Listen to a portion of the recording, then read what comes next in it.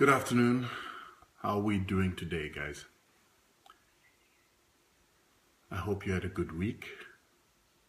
And as usual, I'm here for us to have the normal level of discussion about the decolonization of us as Africans in our thinking and in the way that we conduct ourselves.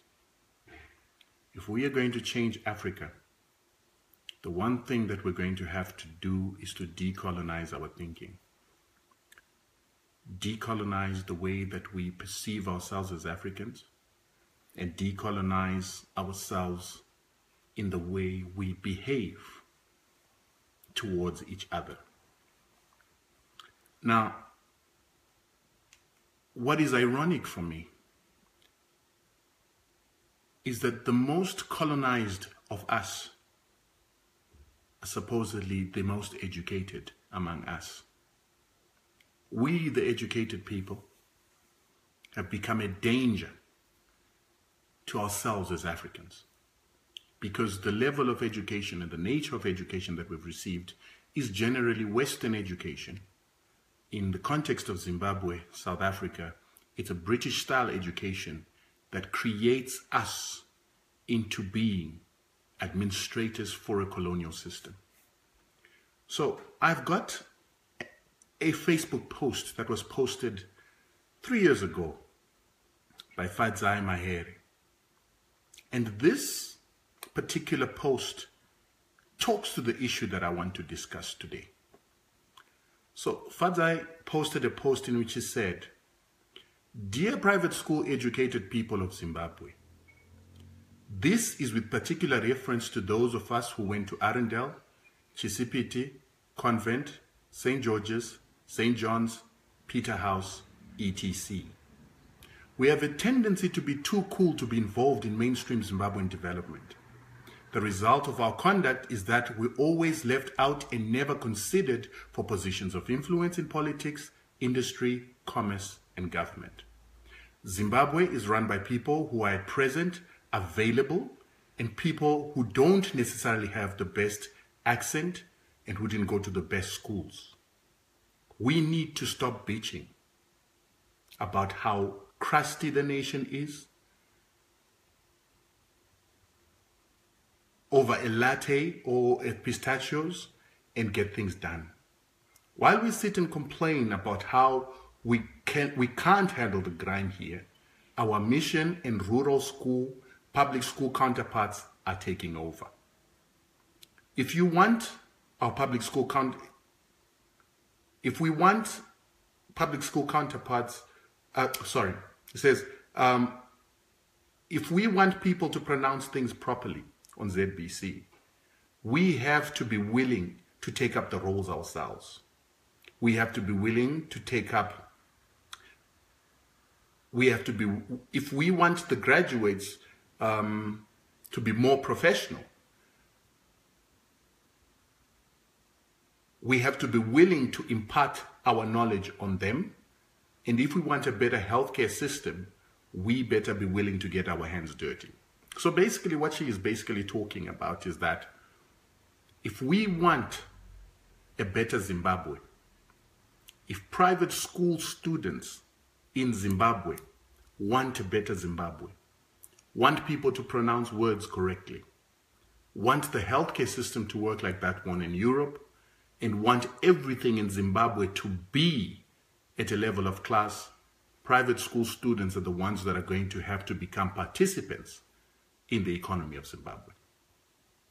It is a very frightening view in my eyes because it's very elitist. It's elitist in the aspect that it believes that private school students, because they speak well, because they speak English with a twang, are the people that are equipped to change Zimbabwe or offer value to Zimbabwe better than those from the rural schools and better than those from the public education system. It's a colonial type of thinking. It is a thinking that anything that is associated with white people, anything that is associated with our colonial masters is superior. And if you understand where this level of thinking comes from, it comes from the British elitist system that colonized us as Africans. And you will realize that it is not only Zimbabweans that believe and think like this.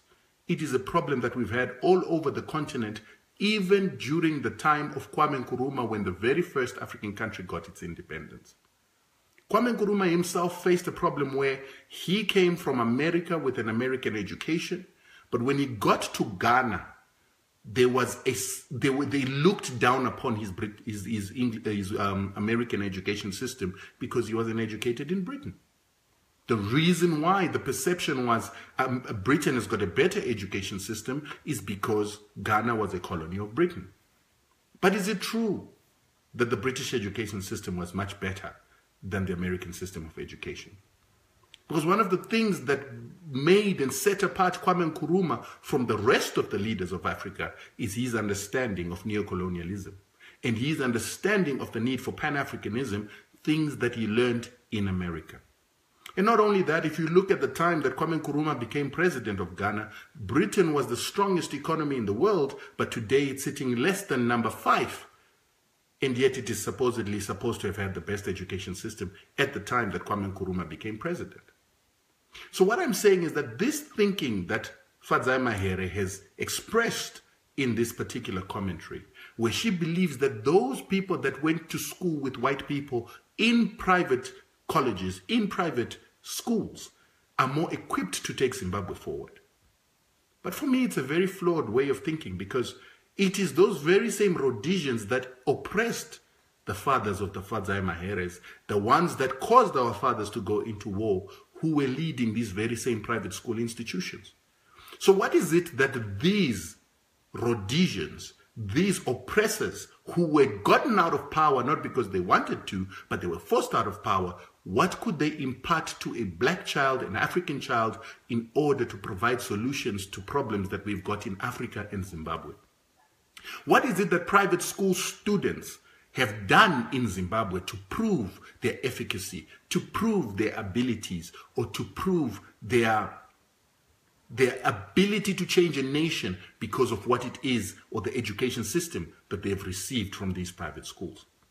What I find weird is that when you look at the education system of Zimbabwe, educational excellence was never associated with the private schools.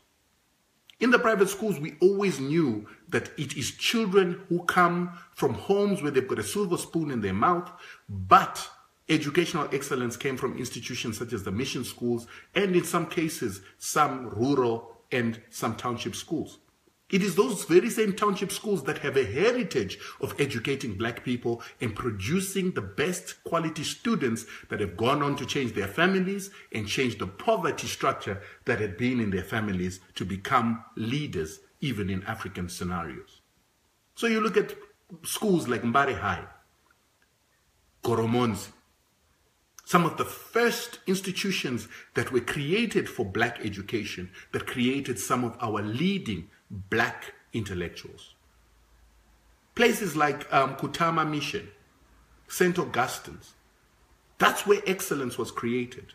This is where our doctors, our actuarial scientists, our accountants, the chartered accountants came from such institutions.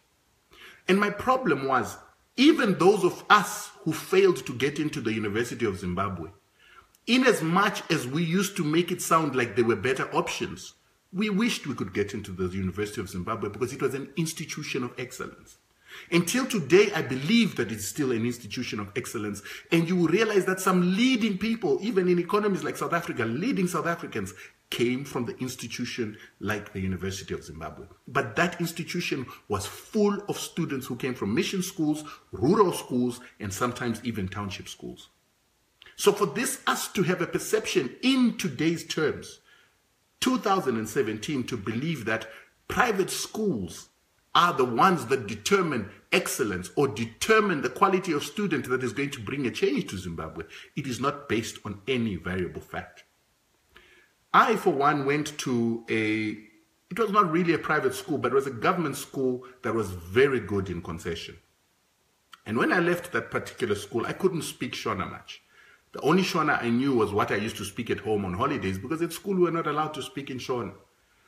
And when I came back, my parents wanted me to go to high school at St. George's College. My father was not necessarily rich, but he worked for Delta Corporation that gave him an opportunity to have 80% of my fees paid by the company. The problem came when my parents started looking at my progress. I was this student that could speak English so well, but I didn't know a word of my own language. Culturally, I had become quite distant and estranged to my relatives because of this so-called upper-class upbringing from my previous school that made me not be able to relate with my relatives and other people within the family that were supposedly lower. My parents made a decision to say they wanted me to go to a school that was going to teach me to be more down to earth. A school with balance. A school where I'd be able to meet kids who've got a bit of resources, who come from semi-privileged families, and kids that don't come from privilege. So instead of going to St. George's College for my high school, I went to Lord Malvern.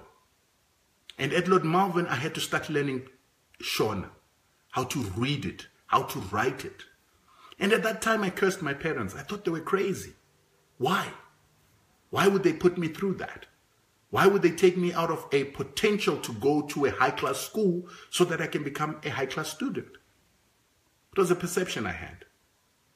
But when I finished my O-levels and wrote my Shona exams, not Shona L2, but Shona 1, and passed it, after having to read Shona literature, having to learn Madimikira, learning stuff that I never knew and wasn't taught at my previous school, I started understanding the downfall of our private schools.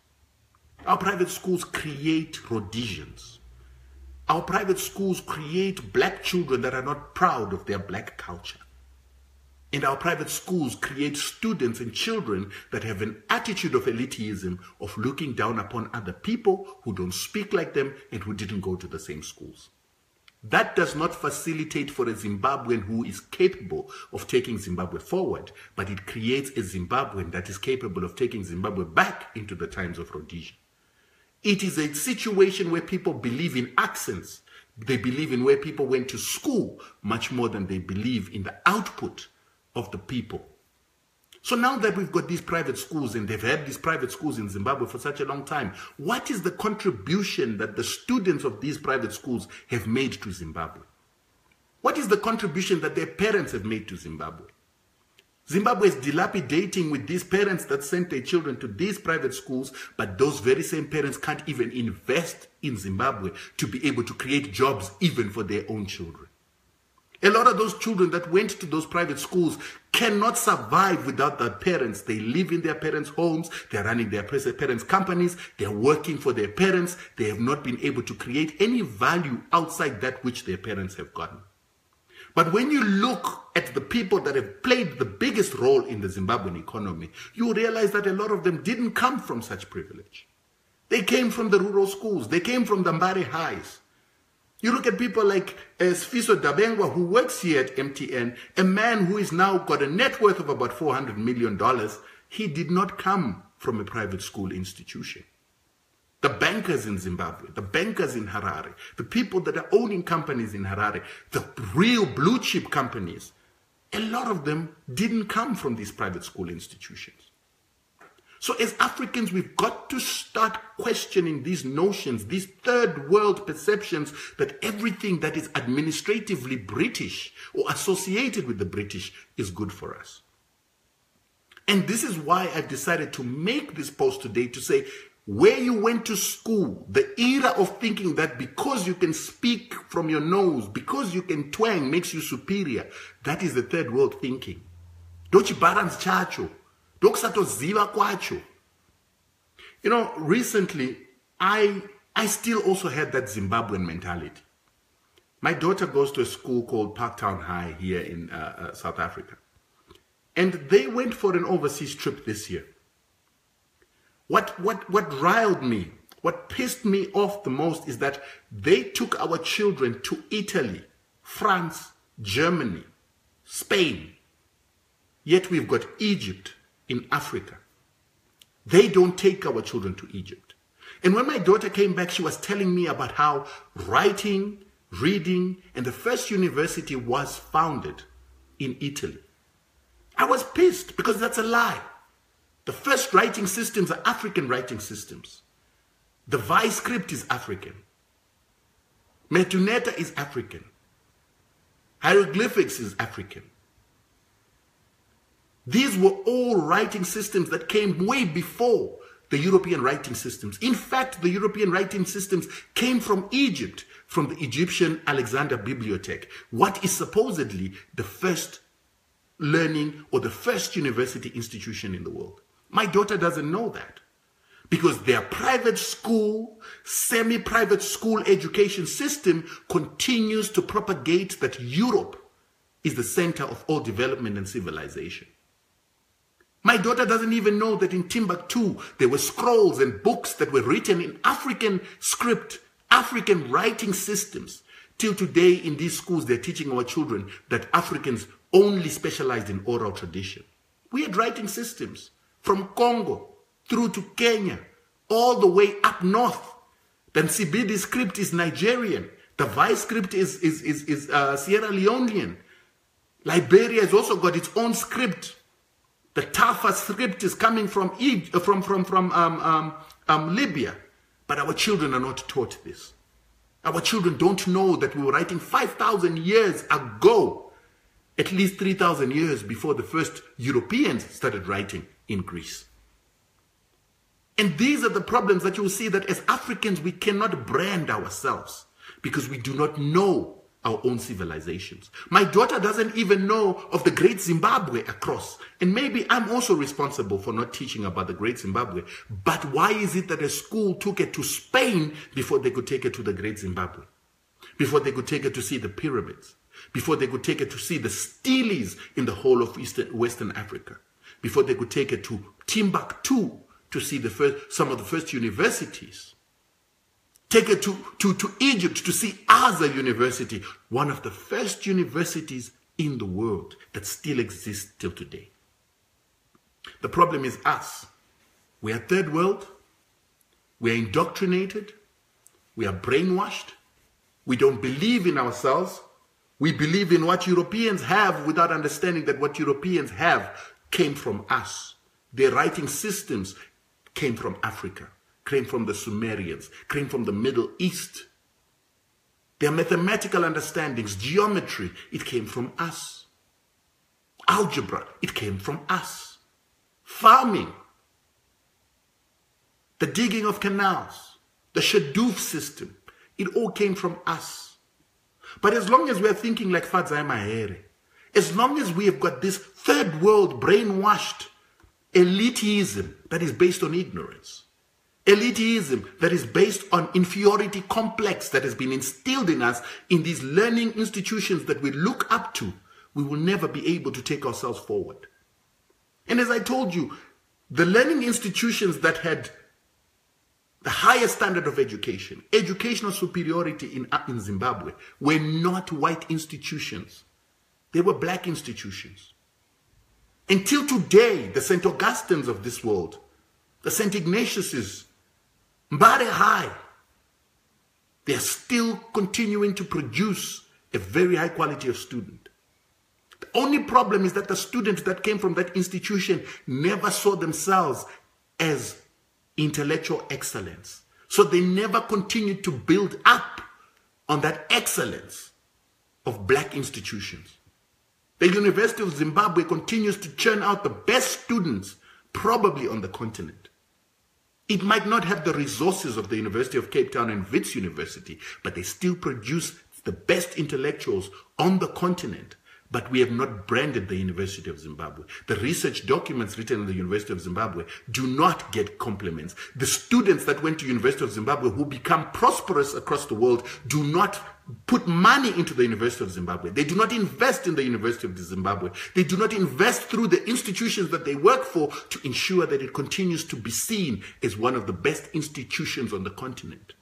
Understand that a lot of these private school students failed to get into the University of Zimbabwe. Then they go to the University of Cape Town. Then they go to Wits University because they lacked the superiority. They lacked the academic excellence to make it into the University of Zimbabwe. Then we start making it seem like it's better education at the University of Cape Town. No, it's not.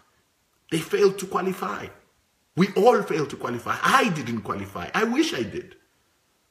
But we have to build that branding. You, the students, you, the St. Nyoka students who went to the University of Zimbabwe, you must start knowing that you are children of excellence, academic excellence. And you must carry that through by investing in your institution. We as Zimbabweans must be proud of the University of Zimbabwe, must be proud of the NAS of this world, and we must invest in them to make sure that they continue to be those institutions that they are. And this perception that the way you speak, how you twang English, gives you excellence, it's not true. I'm at a point in my life where I actually hate my accent because it does not identify me as African. When I listen to people like Thabo Mbeki speaking, Nelson Mandela, I listen to people who've got African accents and I wish I had one because it says I'm African. It carries the essence of who I am. It carries my identity, my moral values. It carries my persona. These accents that we have picked up from white people betray our identity, betray our brand. And if you've ever noticed, when you do meet very established people that have a neutral African accent, you tend to give them more respect. At least I do. When I listen to Thabo Mbeki speaking, I listen to him because of that neutral African accent that shows that he is proud of who he is. These private schools turned us into coconuts. These group A schools turned us into coconuts, people with no identity. When you speak and you stand in front of people, they can't identify where you're from. They can't associate you with who you are. But the British always sound British. The Australians always sound Australian. The Japanese always sound Japanese. They never sound washed out like us. So now we've got to start measuring Zimbabweans according to their output, not where they went to school. Until the students that went to private schools start building their own private schools for black students. Until the student who went to private schools start building libraries, start building art galleries, start building hospitals of excellence in Zimbabwe. No private school student must ever tell us about their excellence. Until Fadzai Mahere's father starts making investments in Zimbabwe to develop the institutions that have been developed in other countries by the rich and the famous of those countries, there is no excellence in the private schools these people went except being brainwashed.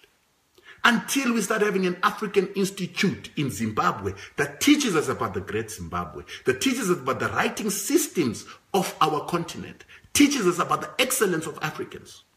The moment we start having PhD graduates that come from Harvard, that come to rewrite and collect African history so that our children know that Africans were not all about oral history, but we actually had writing systems, we documented and we kept records, we must not brag about the institutions we went to school. Until those who have gone to universities overseas, who've gone to the Cambridges of this world, the Liverpool universities, the London School of Business, come back with legal systems that are suited for us as Africans, taking into consideration our traditional legal systems, our land tenure from back in the day, we will never look at ourselves as people that have made a contribution to the development of Africa. If you're still coming with an education that institutes European land rights in Africa, that institutes European conventions in Africa, our constitution is still basically a European constitution. We still use English law and Roman Dutch law in our courts. We still speak wearing gowns and wearing wigs from a European system. Yet, tangatine matare, before the white people got here. What happened to those systems? Africa was at peace with legal systems and legal conventions that came from our own people via consensus. Today, we've got a government that is still looking at giving reparations to farmers. Farmers who came, destroyed our trees, destroyed our soils, used our land without using it in the way we used to use it, who did not have any land conservation principles like our ancestors used to have. And today we want to compensate those people based on international law conventions. We forget that we had our own conventions. We forget that we had conventions like Rambutemwa, where we would not cut down certain trees or certain groves. We would not grow food in a wet plain. We would not grow food in a watershed, because we understood that in our culture. We had the science of understanding agriculture. We never did stream-bank cultivation, but these white people came, did stream-bank cultivation. They came and they grew their crops in swamps, in watersheds. And today, some of those water supplies have dried up. Some of the rivers have dried up because of farming practices of these white people that have affected the water cycles of our nation. But we want to compensate them. They should be paying reparations. They should be paying damages for misappropriating, misusing our land and destroying. But we don't expect a person who went to a private school. We don't expect people that went to Harvard. We don't expect the kind of students that went to European system universities to come in and make laws that are going to be equitable for us as Africans. We don't expect a student from Arendelle. We don't expect a student from St. George's, who was created to be like his colonizer, to make laws that are going to be beneficial for Africans who he looks down upon. We cannot expect Fadzai to go into our parliament and make laws for the poor of Zimbabwe, who happen to be the majority of the population, when she looks down upon them and thinks that they speak funny. When Fadzai thinks she's superior to people because they don't speak with the same twang that she speaks with, because they didn't go to private school, even though those people have a better output. They are the tobacco farmers. They are the majority miners right now, the artisanal miners. They are those very same people that Fadzai looks down upon. But her car has petrol because of those people. There's forex in the country because of those people. We've got to change that third world mentality. There's nothing superior about private school educated students. In fact, there's something probably inferior, because those are the very same people that cannot relate to Africanism. They cannot immerse themselves in African problems to be able to come up with solutions. And moreover, as an elite of blackness that has become administrators of Western colonization, they are unable to bring solutions to their own black people because they were never taught to make solutions for themselves. They were taught to administer for their white masters. I'm glad that at some point my parents took me to a school that brought me down to earth but made me start to understand what the world is all about. I'm glad that I stopped bragging about not being able to speak Shona, not being able to write Shona, but I learned how to write my language. I'm glad that today, after I've left school, I've started to read African books that start to teach me about the greatness of our ancestors, that tells me that we are capable of being great once again if we start looking for African solutions to African problems through our African means. I'm glad to know that we had legal systems, we had empires, we had writing systems, we had engineering, we had construction, we had cutting of stone, we had jewelry making on the African continent before the white men came here. I'm glad to know that we started mathematics, we had geometry, we understood the stars, we understood astrology, we understood how the world worked way before the Europeans understood that. No private school will teach our children that. So from now on, imimi maganda kunana goromonzi, imimi munonzi maganda kunana sentinyoka, you are our educational excellence. You need to start being proud of that educational excellence and utilize it to create African institutions. You who hold PhDs, stop focusing on European development. Start writing our history, writing our past, writing the excellence of our languages, the excellence of our writing skills, the excellence of our mathematical capacity, our engineering capabilities. That's what you need to research about to give our children history. And you who still send your children to private schools, including myself, where they take our children to Europe before they take our children to Egypt, we've got to stop supporting those and let's start creating our own African centers of excellence. Robert Mugabe came from Fort Hare. Fort Hare was predominantly black. There were no white people in the institution. And that's where they learned how to get us the independence that we have. At a black institution. South Africa today is struggling. It doesn't have black institutions of the same quality anymore. Why? Because we think everything white people do is good. No. Black excellence has been there in the absence of white people. Zimbabwean education system is an epitome of this, where black excellence in academia comes from black institutions. Why don't we continue that culture? It is those people who speak in those accents who knew the best mathematics, who knew the best chemistry and physics. They were the doctors. They are the doctors. They are the actual scientists. We need to take pride in that. And we must speak English as Africans, not as English people. You'll never hear a French person speaking English like a British. You will never hear an Italian speaking English like a British. And sometimes they even sound better than the British with their accents. I look at Thabo Mbeki's accent and I think Thabo Mbeki's accent sounds better than the British accent. Let's learn to have character that is African, and let's learn to be proud of that.